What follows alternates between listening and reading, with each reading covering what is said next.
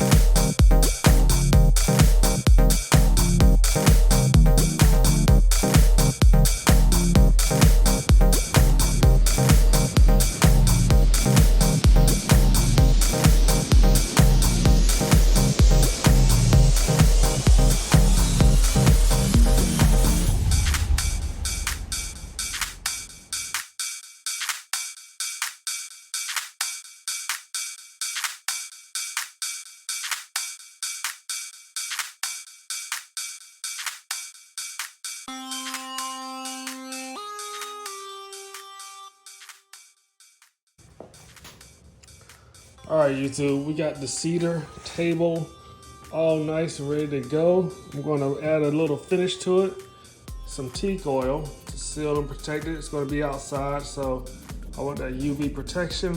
I want to make sure that the color stays the same color that it is. As you know, cedar wood, when left out in the sun, would turn gray, and I want to keep that nice brown finish there.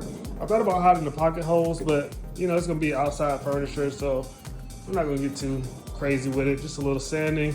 I'll leave the pocket holes, and it'd be a nice little table for our outside area.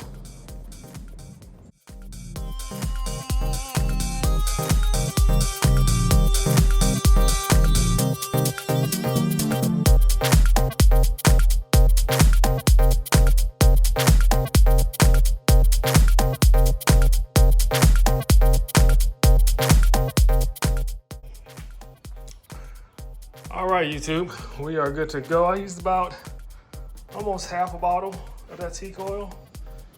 But I think I'm gonna use the entire bottle. I'm gonna let this dry.